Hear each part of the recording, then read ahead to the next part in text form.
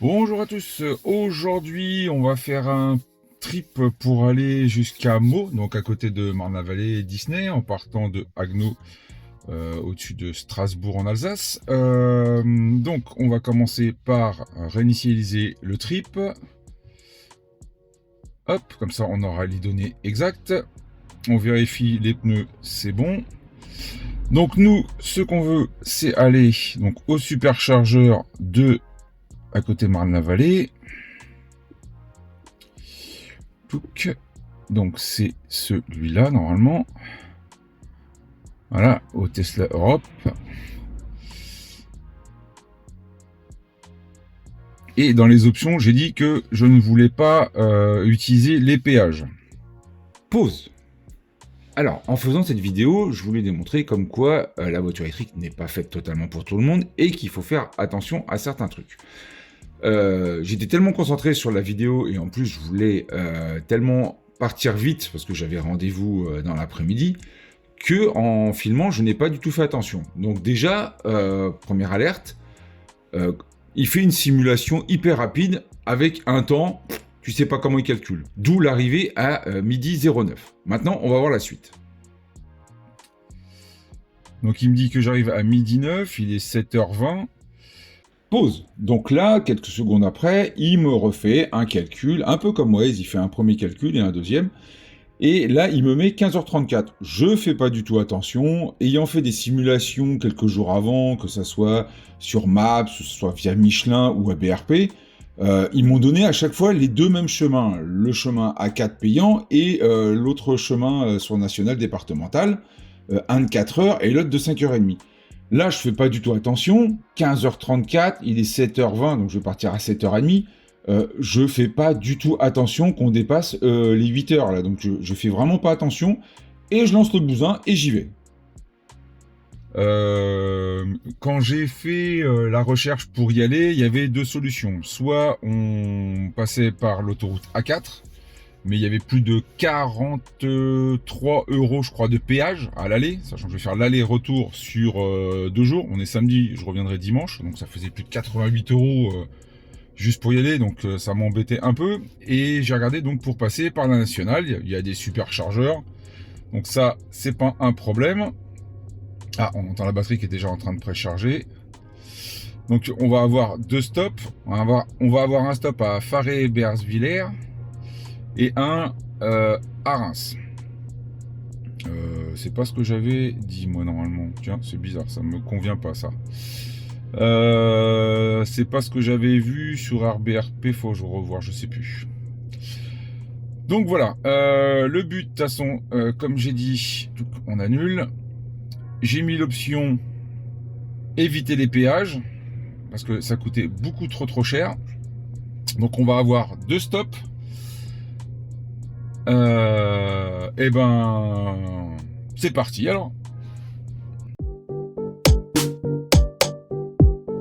Like, abonne-toi et oublie pas les notifications. Donc on est parti pour un trip de plus de 400 km, je sais plus exactement, je vous ferai voir au-dessus. Donc quand j'ai voulu programmer ce voyage aller-retour pour aller voir des amis, j'ai regardé sur ABRP donc la faisabilité. Il y avait donc deux possibilités, passer par l'autoroute A4 ou passer par la nationale. La nationale, suivant l'heure à laquelle je regardais, ils mettaient jamais le même temps, sachant que là on est le samedi, normalement tout ce qui est embouteillage, il n'y a pas de problème. Mais ils n'étaient pas d'accord. J'ai regardé que ce soit Maps, que je regarde via Michelin, et ABRP, mais c'est normal, ABRP lui compte les recharges électriques, donc c'est normal, mais personne n'était à peu près d'accord. Il mettait environ 4 heures écart par l'autoroute et après on avait entre 4h40 ou carrément 5 heures par la nationale. Donc bon, je vais prendre le risque, c'est pas un problème. De toute façon, l'aller-retour, ça va me faire économiser 80 euros. J'avoue que je vais le faire. Hein. Parce que je préfère perdre allez, 3 quarts d'heure, 1 heure à l'aller et au retour que de perdre au total 80 euros. C'est vraiment gâcher de l'argent pour rien. Je suis pas plus pressé que ça, donc c'est pas un problème. Donc quand j'ai voulu organiser ce trajet, je me suis aperçu d'une chose, c'est si je voulais prendre la nationale, j'étais obligé de partir avec au moins 65%. À 60%, automatiquement, j'étais obligé de repasser vers Strasbourg pour recharger un minimum. À partir de 65, je pouvais aller directement au premier stop. Donc ça, c'était la condition numéro 1 pour que le trajet se passe facilement et bien. Pourquoi je dis ça? Parce que, comme vous avez tous entendu parler avec Max ou autre, TF1 a fait un reportage de merde, comme d'hab. Le mec, il n'a pas chargé comme il fallait, donc il a fallu qu'il s'arrête tout de suite, quoi, entre guillemets. C'est évident qu'une voiture électrique, ça demande un minimum d'investigation au début. C'est pas des voitures faites pour tout le monde, c'est pas un usage commun. Pour moi, c'est fait déjà pour les gens qui ont la possibilité de charger à la maison ou au boulot. Si au boulot vous avez une recharge gratuite, c'est très très bien aussi, hein. Mais le mieux, c'est quand même d'avoir à la maison ou à l'appartement un garage avec la possibilité de charger pour déjà économiser au maximum au niveau électricité. Si vous faites que de la recharge à l'extérieur, ça va faire exploser votre budget auto et sincèrement, vous en profiterez beaucoup moins. Moi, je recharge à 70% tout le temps à la maison et j'utilise des supercharges que quand je fais des grands voyages comme ça. Donc ça, c'est le truc pour moi inévitable si vous voulez acheter une voiture électrique, c'est pouvoir charger de la maison. Autrement, sincèrement, économiquement, je vois pas l'intérêt. Il n'y a pas d'intérêt. Donc quand j'ai fait cette simulation, il m'a dit faut au moins 65. Donc là, moi je suis parti à 72. On est parti à 7h20, pas 24 à peu près, ou on va dire 7h20. Et donc à partir de ce moment-là, je pouvais passer par la nationale sans problème pour arriver au superchargeur, on va dire de Disney, pour être plus court.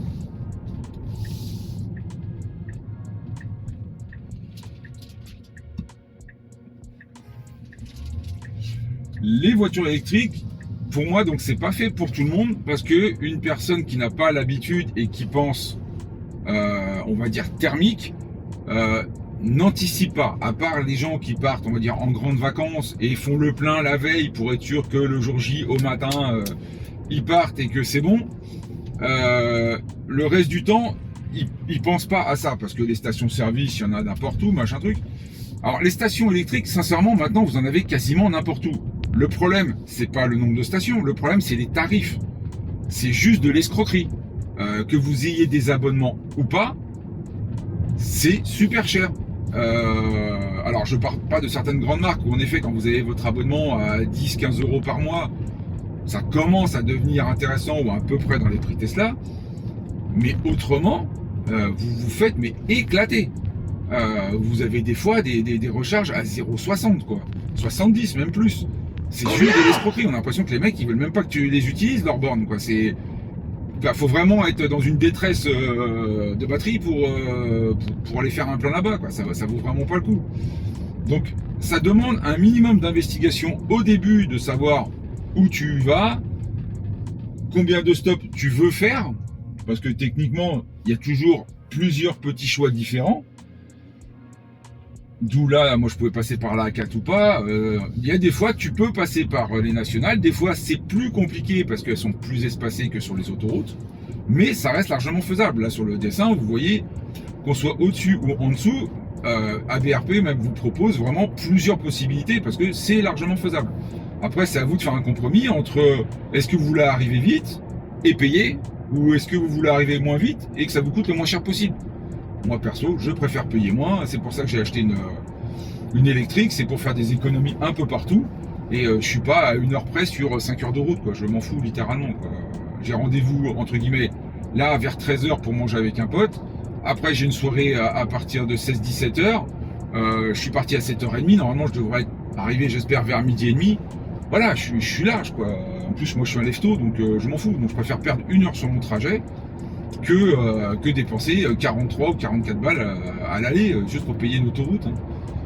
Moi en plus j'adore les nationales, je trouve ça beaucoup plus vivant, tu te fais moins chier, tu t'endors moins. Voilà, faut juste faire gaffe à tout ce qui est vitesse. D'où l'intérêt d'avoir le Waze devant, c'est quand même bien pratique. Et après, hop, conduite auto, ou en tout cas régulateur de vitesse. Et voilà, donc il n'y a pas de problème. Donc là, on est parti environ vers 7h20. On en a pour 1h30 de route. On va arriver à 34% pour faire 91 km.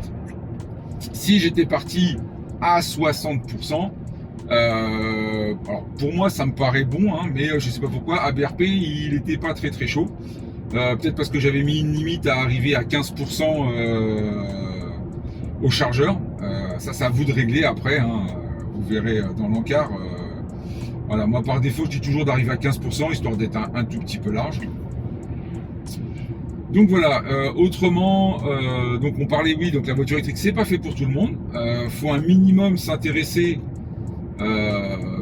pour organiser un petit peu ses voyages, même si quand vous allez sur des très longues distances, il n'y a jamais de problème. Si vous partez de la maison, vous avez chargé à 100%, comme vous pouvez voir dans l'épisode dans les Landes de l'année dernière, franchement, là, vous n'avez pas à vous prendre la tête. Vous partez à 100% de la maison, vous dites je veux aller dans les Landes, et là, il vous trace un chemin, si vous êtes prêt à prendre l'autoroute en plus, il n'y a aucun problème. Ça, alors là-dessus, le vrai problème, il est quand vous voulez prendre des petites nationales ou quand vous voulez faire des multi-balades dans une zone qui n'est pas trop, où il n'y a pas trop de présence, pardon, de chargeurs. Donc ça, c'est ce qui se passe beaucoup quand je vais dans les Vosges, quand je vais faire mes randonnées en forêt noire, ou des fois quand je vais dans le Jura, tout ça. Il y a des zones comme ça où si tu t'amuses à faire une rando, revenir à ton chalet, repartir à droite, à gauche, à un moment, t'es emmerdé. T'as pas le choix parce que c'est pas fait pour ça. Il n'y a pas des superchargeurs partout, et au chalet de mon pote, on peut pas recharger pour l'instant. Donc voilà, donc il y a des petits compromis comme ça qu'il faut faire, qu'il faut calculer, et c'est ça qui fait que la voiture électrique, pour l'instant, pour moi, elle n'est pas faite pour tout le monde. Jusqu'au jour où peut-être les fournisseurs d'électricité se réveilleront et arrêteront de mettre des prix exorbitants. Mais en tout cas, pour l'instant, c'est pas du tout le cas. Il faut quand même super faire attention, et des personnes qui n'ont pas l'habitude ou qui n'ont pas envie d'avoir cette contrainte, ça sert à rien de passer à l'électrique. Le commercial, il va vous vendre du rêve, sauf que le commercial, je suis sûr qu'il a jamais roulé en électrique, donc il sait même pas ce que c'est se balader en électrique. C'est juste entre guillemets un commercial. Désolé si vous êtes commercial, hein, je rien contre vous, mais voilà. Et c'est pour ça qu'il y a des gens qui sont déçus des voitures électriques. On leur vend un rêve de coût qui est faisable, c'est pas le problème, mais il faut pouvoir réunir certaines conditions. La condition numéro 1, charger chez toi. Si tu charges pas chez toi ou au boulot, si jamais ta boîte par exemple te fait pas payer l'électricité, moi j'ai un pote à Bordeaux, c'est ce qui lui arrive, il paye pas l'électricité à son job. Il s'est acheté une Fiat 500 électrique. Comme ça, ça lui coûte que dalle. Il va au boulot gratuitement, hormis le coût de la voiture. Donc là, c'est super avantageux. Moi, je fais mon coup chez moi, ça me coûte vraiment pas cher, donc ça m'avantage. Comme je vous ai dit, je suis à 4,95 € des 100 km. Donc ça vaut largement le coup par rapport à mon ancien Tiguan diesel, où j'étais quasiment à x2. Donc c'est là où il faut savoir ce qu'il est déjà possible de faire pour voir si l'électrique est fait pour vous. Déjà, l'étape numéro 1, c'est ça. Et ensuite, c'est est-ce que quand vous partez, vous êtes du style à stresser comme un malade parce que ah putain, pas de borne, ou pas. Et c'est là où aussi intervient la voiture. Une Tesla, vous n'avez pas trop ce problème, parce que la Tesla, avec son planificateur, il sait où il va, il sait combien de temps vous allez mettre, il sait à combien de pourcentage vous allez arriver, il sait combien il y a de voitures aux supercharges, il est capable de vous dire si vous allez attendre ou pas. Quand je suis allé en Autriche, j'ai eu un message disant vous allez attendre 10 à 15 minutes parce qu'il y a des gens qui chargent avant vous. Donc voilà, donc ça c'est juste génial, c'est un des choix premiers pourquoi j'ai choisi Tesla, c'est grâce à ça, parce que le planificateur, il est juste très très bon.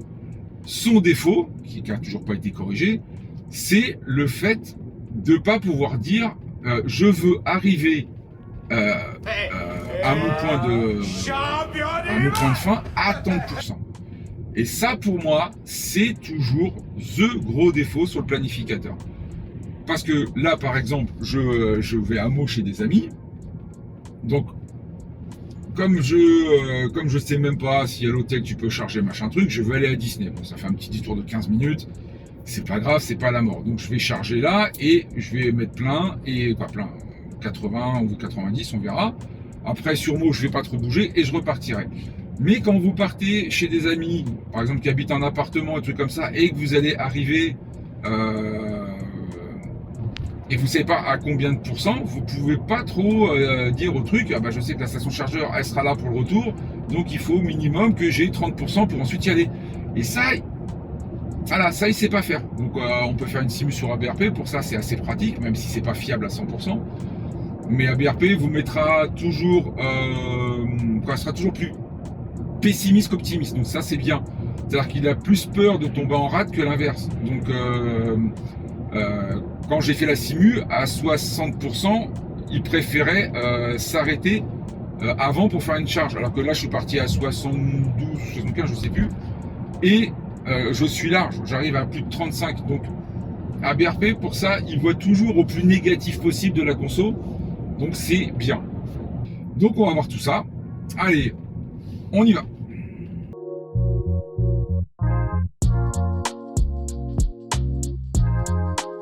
Donc je me suis aperçu que le planificateur ne voulait pas me faire passer par l'estimation que j'avais fait. Moi je voulais passer par Nancy. Donc je m'en suis aperçu au bout de 20 km, c'est pas grave. Donc je lui ai demandé est-ce qu'on peut y aller maintenant avec cette connerie. Donc il me dit que oui. Donc voilà, et j'arrive à 20%. C'est pour ça que je comprends mieux l'histoire du 35% qui était pas logique. Donc voilà, donc moi je voulais passer par Nancy, c'est beaucoup plus court, je comprends pas pourquoi il a voulu me faire passer par au-dessus, c'est pas grave. Allez, on retourne.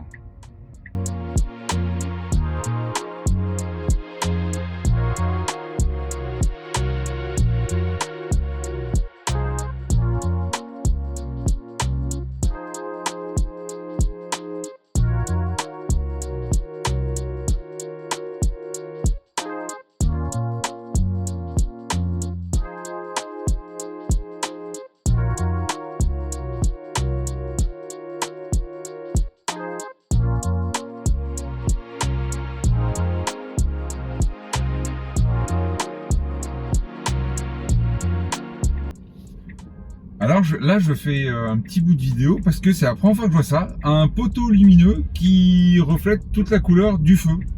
Alors à mon avis ça devait être super accidentogène de nuit, je sais pas. Et c'est la première fois que je vois un poteau entier qui s'allume à la même couleur que le feu. Je trouve ça très intelligent et très sécuritaire. Voilà, c'était à noter.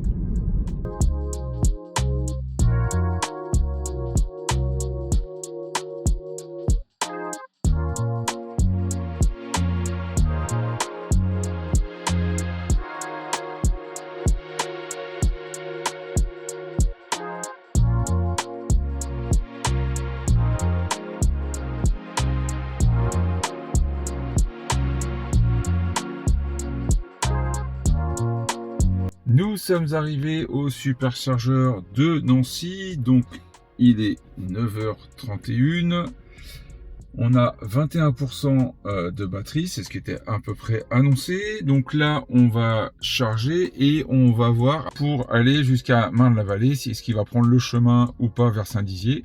Allez, on plug.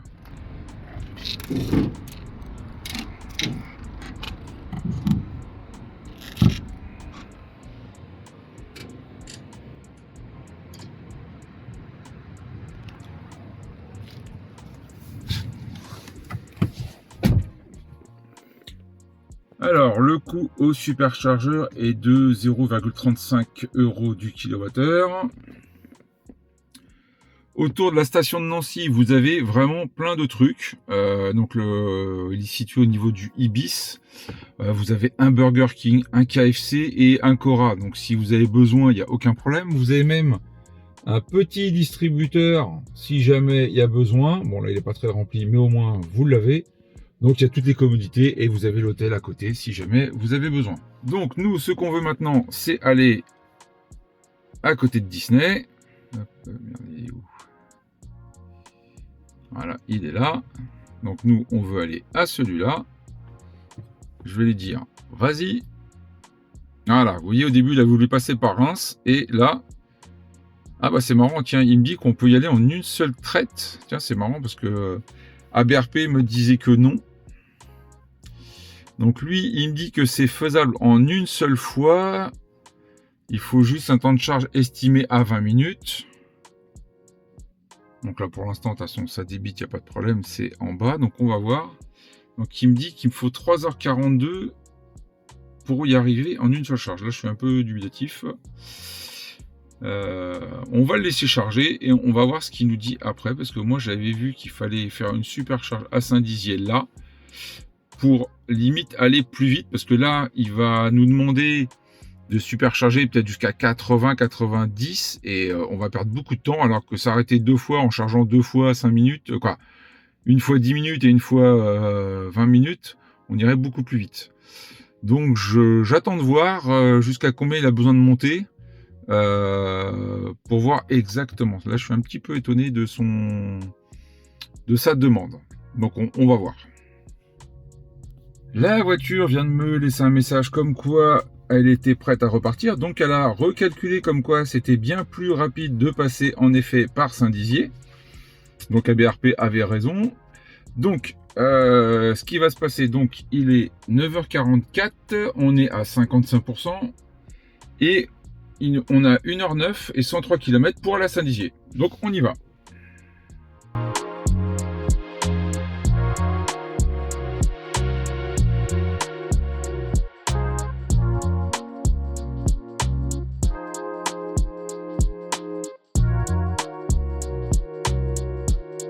On est bien arrivé au superchargeur de Saint-Dizier. Donc on est arrivé avec 26%. Là, pour l'instant, si on voulait repartir, il nous manque 10%. On a encore 2h30 de route. Donc, on va supercharger. Donc, à Saint-Dizier, quand je suis arrivé, il mettait 2 steps de dispo. Et en effet, c'est trompeur parce que devant l'hôtel, il y en a 4. Et quand vous rentrez dans le parking, il y en a encore 2 de planqués.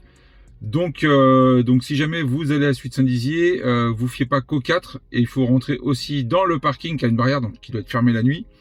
Et dans ces cas-là, vous pouvez accéder à 2 superchargeurs. Ici, ce sont des V4, donc ça va être très bien. Comme ça, on va pouvoir charger rapidement. Allez, c'est parti.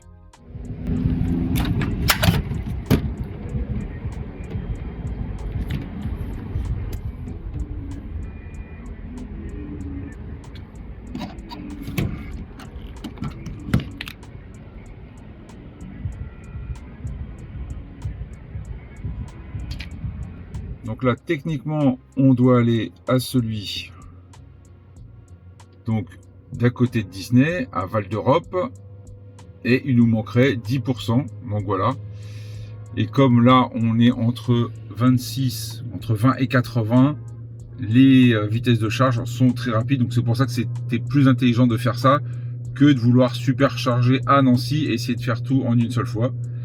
Ça peut paraître bête, mais des fois, il faut savoir perdre du temps pour en gagner. Donc là, vous avez les 4 premières places que vous pouvez avoir de jour comme de nuit. Par contre, de nuit, vous avez un portique. Donc là, je ne sais pas si c'est ouvert la nuit. Et vous avez juste sur la droite les 2 autres stèles. Donc il y en a 6 au total. Avec toutes les commodités, c'est une grande zone industrielle. Vous avez un Decathlon, sur bricolage, un Buffalo Grill Darty, voilà. C'est placé dans une grande zone, vous avez tout ce que vous voulez. Vous avez les commodités dans l'hôtel. Nous, on va retourner à la voiture, voir un peu quelle annonce. Hop. Donc, normalement, on peut poursuivre notre chemin. On arrivera avec 14%, donc je vais attendre un tout petit peu et on va y aller. Voilà, on est chargé à 65%. On a 2h19. 176 km, on arrivera à 21%. Et la recharge nous aura coûté 8,30 €. Allez, on repart.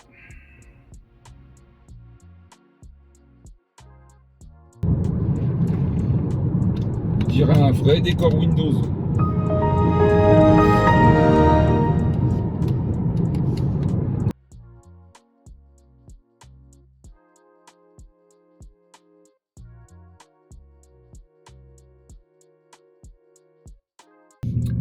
Ah putain, ils ont même pas des V4 les boules. Non, bon, c'est une blague, c'est pas grave, mais pour un Tesla Center, c'est quand même pas cool. Allez, bah voilà, on va charger ici. Et voilà, nous sommes arrivés. Il est 13h24. On est arrivé avec 20%. Le trip a fait 443 km, on a consommé 69 kWh et on a fait une moyenne de 155 Wh au kilomètre. Bon bah là, je vais aller manger et après, on regardera tout ça. Donc ici, la recharge, elle est à 0,33. Ça fait toujours rêver par rapport à certains concurrents. Là, je vais charger jusqu'à, je pense, 80, j'ai le temps. Comme ça, après, j'aurai mes petits déplacements à faire sur Meaux et je pourrai directement partir dimanche matin ou dimanche midi sans contrainte de revenir par ici. Donc voilà, on va laisser faire. Il fait super beau, c'est super agréable. Et là, on a le Tesla Center. Donc j'en profite pour vous faire voir un peu les couleurs et les modèles. Voilà, avec des jantes Python gris-noir. Donc vous avez le blanc. Vous avez le gris. Donc il y a deux styles de jantes. Hop, comme ça quoi, c'est les enjoliveurs, pardon. Ensuite, la couleur que je préfère, le Red Cherry. Ça franchement, je la trouve tellement belle cette couleur. Je dis pas que je regrette le noir, mais presque. Mais bon, c'était une option, ça coûtait trop cher. Le bleu, on aime ou on n'aime pas. Et toujours pareil, le noir, que ce soit sur le modèle X ou pas. Voilà les couleurs de chez Tesla.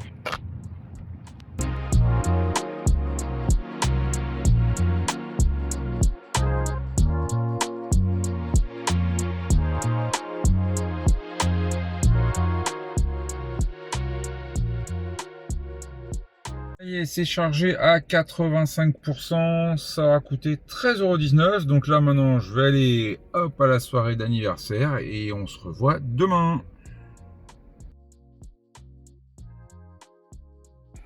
Nous voilà sur le point du retour. Donc là on est à 492 km au total, on est à 70% et il est presque 13 h.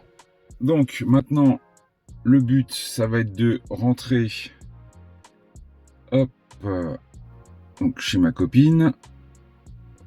Mais par contre, je vais laisser faire le planificateur tout seul, voir ce qu'il nous dit. Et ben, il me fait cette fois repartir dans le bon sens. Donc, on va en direction de Saint-Dizier.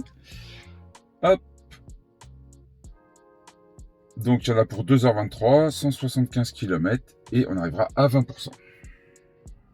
Sur la planification, on voit que apparemment il veut me faire arrêter à Saint-Dizier, mais qu'après il pense qu'on va tout faire pour arriver à Agno. Le seul problème, c'est qu'à mon avis, à Agno, il va me faire arriver avec 10 ou 20%.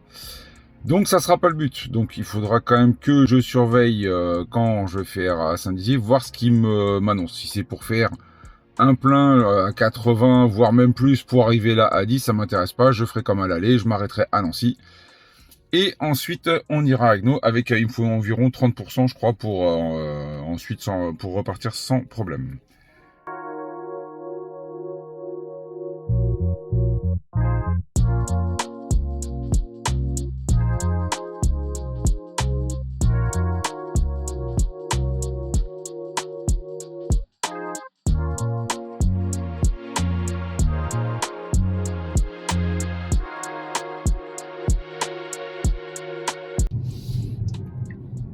Donc là on voit qu'il y en a deux, donc ça veut dire que normalement il y en a un derrière. Après c'est des V4, donc on s'en fout littéralement. Ah bah les deux sont même libres sur le côté, donc tant mieux. Hop, allez on va se mettre à la 2B exactement comme à l'aller. Donc là il me dit que techniquement il me manque 44% pour arriver donc à destination. Donc sachant que je suis à 20 là, 60, 65, si j'ai besoin de 30, il va me faire charger trop lourd, donc c'est pas bon. Donc moi ce que je vais lui dire, touc. Voilà, il me dit qu'il y en a deux sur la route. Donc moi je vais aller à celui-là. Toc.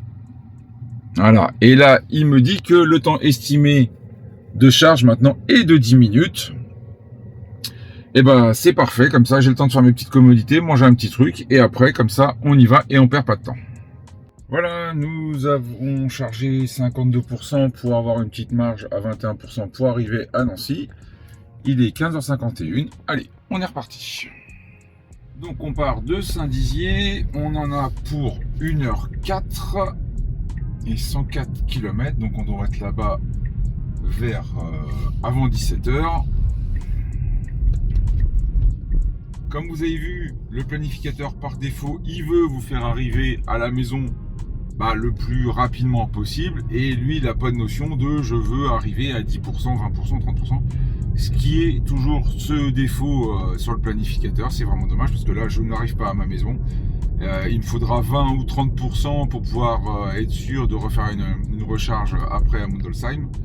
Donc on va dire que la théorie du planificateur n'est pas bonne. En même temps c'est normal, il n'a pas toutes les infos, donc c'est pas normal, quoi. Le but c'est d'arriver, on va dire, au moins à 30%, pourquoi pas même à 40%. Je sais pas si je pourrais sans charger plus que 80 voire 90, parce qu'après je reste une journée là-bas plus une nuit, donc avec le Sentinelle je vais perdre environ 8%. Donc l'absolu ça serait d'arriver là-bas à 30%, ça serait parfait.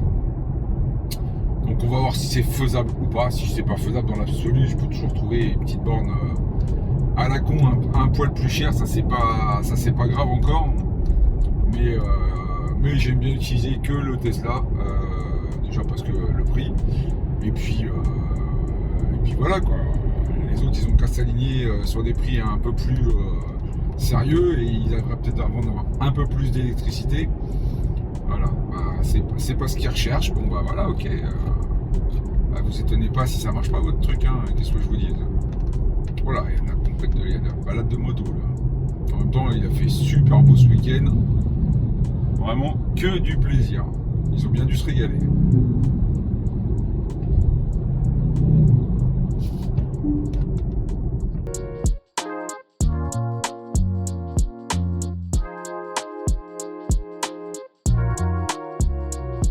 Et on va aller charger.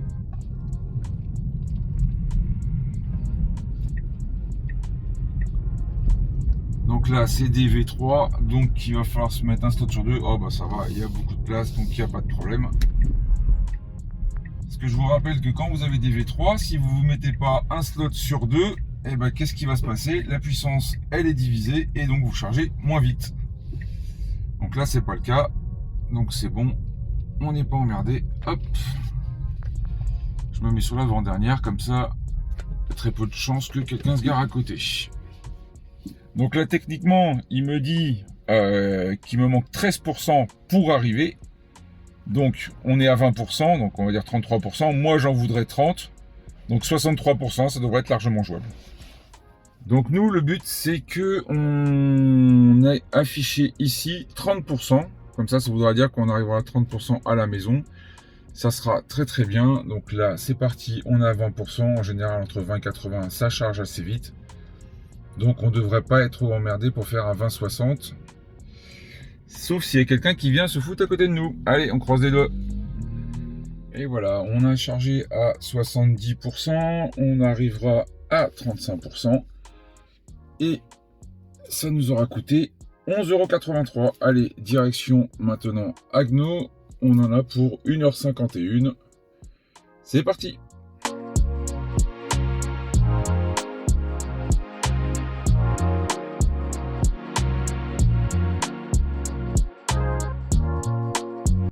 Et voilà, nous sommes arrivés, il est 19h08, sachant je me suis arrêté quasiment 10 minutes pour régler 3 fois la caméra. Donc pile poil 6 heures. Nous avons fait 917 km, une consommation totale de 141 kWh, pour une moyenne de 154 kWh au kilomètre. Il nous reste 31%. Donc le trip, en gros, lui, il est terminé. Demain soir, je ferai un plein à 70% pour avoir la totalité de la consommation électrique avec le coût. Et après, je vous fais un petit résumé entre le coût qu'aurait pu coûter le péage, le temps de route et tout ça, pour voir est-ce que ça vaut le coup de perdre du temps ou pas.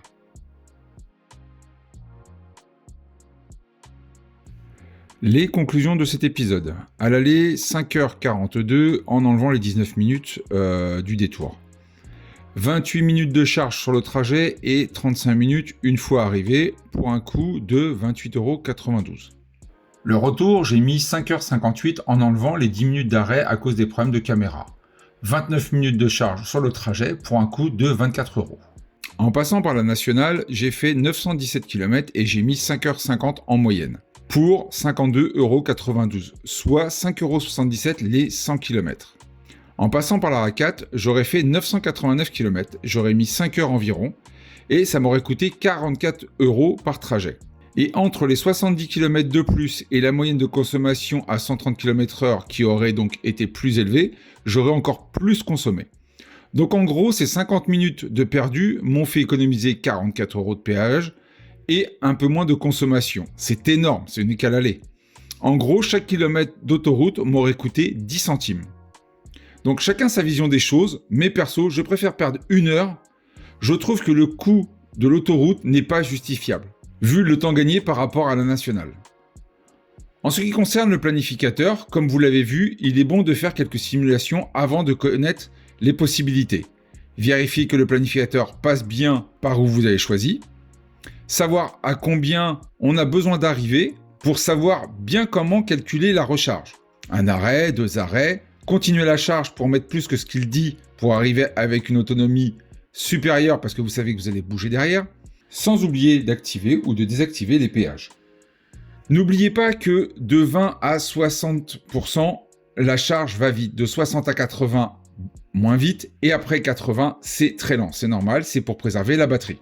Mais regardez bien cette courbe, elle est dégressive, et vous comprendrez mieux l'intérêt des fois de faire ce que j'ai fait tout à l'heure, des petites charges de 10-12 minutes entre chaque, qui peuvent des fois vous faire gagner beaucoup plus de temps que de charger au complet. Merci d'avoir suivi cet épisode, à la prochaine. Like, abonne-toi, et n'oublie pas les notifications.